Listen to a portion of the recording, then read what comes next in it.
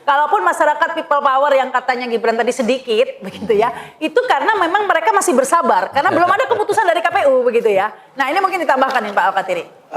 Memang benar perlawanan kita itu dua, yaitu hak angket politik ya, kemudian hukumnya ya secara hukum. Itu hanya dua jalur itu, hak angket atau secara hukum. Ini yang di luar formal ya, yang secara formal, ya kan? Hak angket itu jelas itu masalah kebijakan dan masalah undang-undang. Nah itu pelanggaran dari kebijakan dan undang-undang, itu hak angket. Jadi apa yang sudah diatur undang-undang pemilu itu tidak bisa dibawa ke hak angket. Tidak dapat dibawa ke hak angket. Jadi di hak angket ini ada masalah-masalah, contohnya bansos, itu kan kebijakan, ya kan?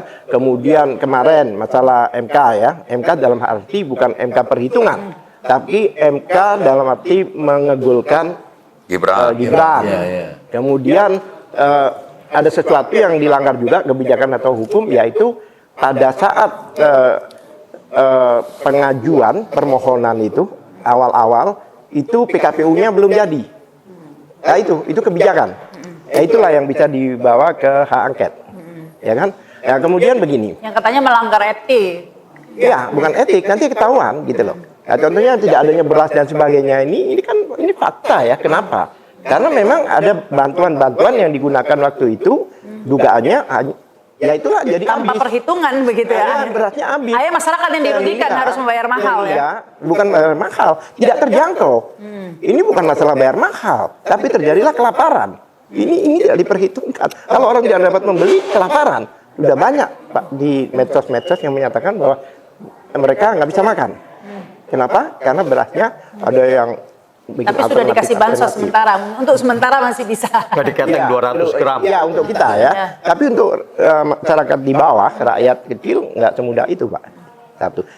Begini Pak, mereka itu kan sudah bikin aturan KPU itu, ya berdasarkan undang-undang namanya PKPU dan sebagainya, dua-dua ini.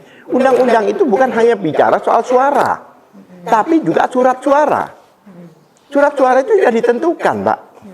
Di TPS itu harus 300 ditambah 2%, itu aturan yang dipersiapkan di TPS-TPS.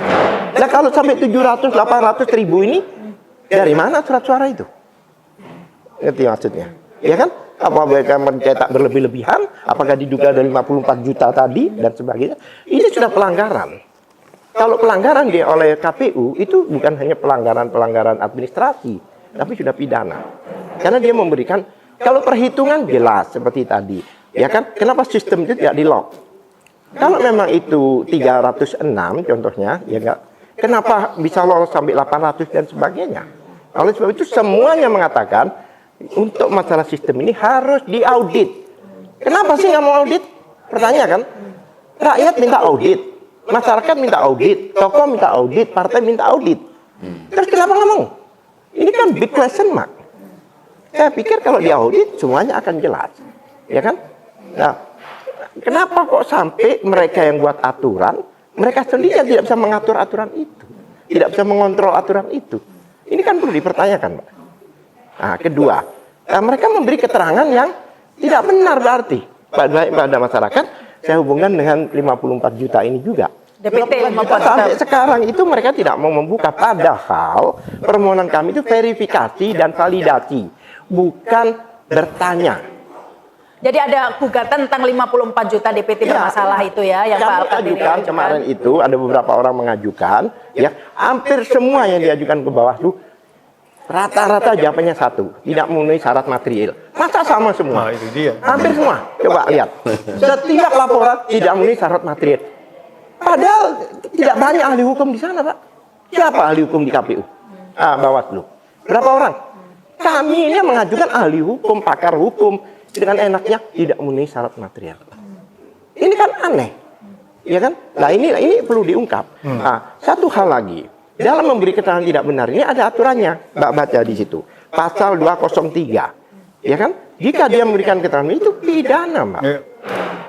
Bukan administrasi, pidana.